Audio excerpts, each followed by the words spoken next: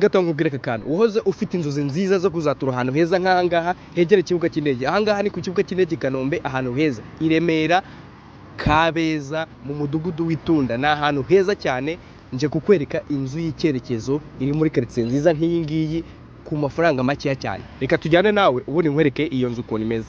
Ni hano gatoya muri metero 100 ututse kuno muhanda wegereranye n'ikibuga cy'indege. Twagiye.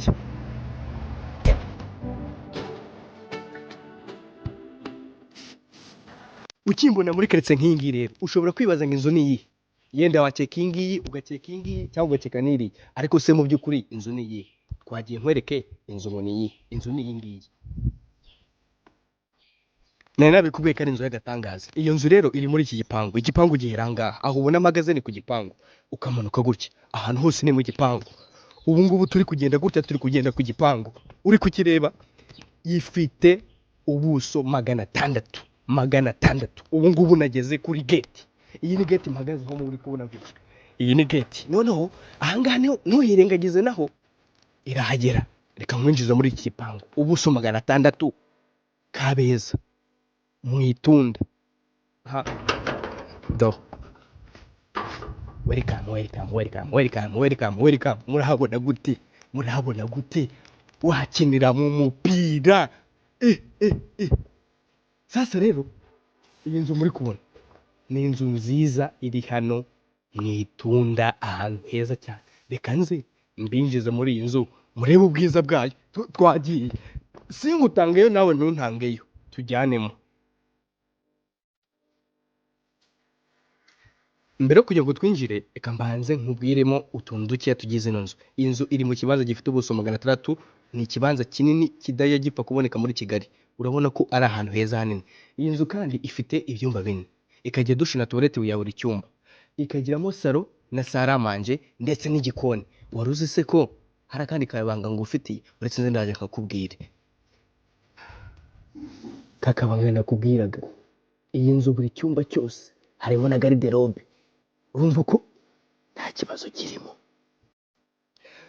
Welcome to our beautiful Mash house. Mumeze neza ariko iyi ni yanzu nababwiraga rero. Twayigezemo ubu ngubu nyicayemo nk'uko uri kubireba. Ndebera nawe. Ni inzu imeze neza, inzu ifite amatara meza, interior design ya parafo imeze neza cyane, akazu kameze neza cyane. Uri kubona inzugi zayo ribuyu. Inzugi ni ribuyu. Ni ribuyu. Uri kubyumva mute? Noneho rero ikindi kintu kiyongereyeho, urashaka se ibi bikoresho byo mu nzu nabyo ko twabiguha? Iyi ni TV stand. Urayibona ute? Ni TV stand imeze neza kandi igezweho. Iyi ni televiziyo ya Samsung igezweho, nayo twayiguha. Iyi ni imeza y'ikirahure, ntugira ngo yameneka gutyo ko yiboneye. Iyi ni imeza y'ikirahure, nayo turayigurisha apari y'ino nzu. Iyi ntebe rero ni ya ntebe buri mugabo wese yakifuza kuva ku kazi akajya yicaramo rwose akegama, akumva ko Yesu agira neza kandi n'Imana yamuhaye ibintu. Ntiwibagirwe, dufite saramanje nziza hano rero. Iyi saramanje muri kubona rero hano nayo turayigurisha. Ni saramanje turayigurisha, ariko ntiwibagirwe kandi kantu, iyi nzu nayo iri kugurishwa. Nkuko natangiye mbibabwira, iyi ni inzu nziza iherereye hano i Remera Kabeza mu mudugudu w'Itunda, metero 100 ututse kuri kaburimbo. Ikaba iri mu kibanza nkuko nabibabwiraga, ubuso 600. Amafaranga makeya cyane, miliyoni 150, harimo n'ibiganiro kandi barayigutwara. Reka nikomereze. Iyi nzu rero ifite n'igikoni. Ubu tuvugana handi iri mu gikoni. Ntabwo wabitekereza ku buryo iki ni igikoni cyose. Ni ahantu hanini cyane.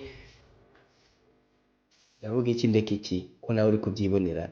Iyi nzu ifite n'igikoni, nicyo nakubwira, gifite igikoni kandi kigezweho. Igikoni nya gikoni. Mvuye kubereka mu gikoni, ngiye kubereka ibyuma n'amadushe n'amatoilette. Reka duhere hano. Sasa rero aha iki ni icyumba cya mbere. Iki ni icyumba cya mbere muri kureba hano. Iyi ngiyi ikaba dushe na toilette. Ntabwo ari nko kwinjira mwabibonye. Icyumba, dushe na toilette. Reka dukomereze na hariya mbereke ngo bimeze gute. Iyi muri kubona ni koridoro iri kugenda. Uyu muryango muri kubona ntujya muri salo. Aha ngaha.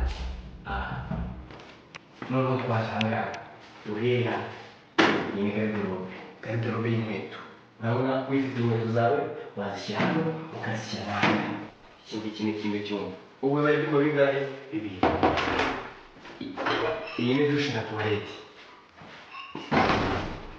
iki ni icyumba cya gatatu uri kubibona neza nakweretse ni garderobe twagiye iki ni ikindi cyumba dore icyumba bijyana aha iyi ni dushe na tuwarete izi ni garderobe wowe ukimara kubona ibyumba by'inzu uhise utekereza ko wayikoreramo iki icyo ushaka cyose kiremewe inzu hamagara kuri nimero ubona kuri screen yawe ubundi tubiguhereze nta kibazo kabisa niba wibagiriwe Marina Interior Estate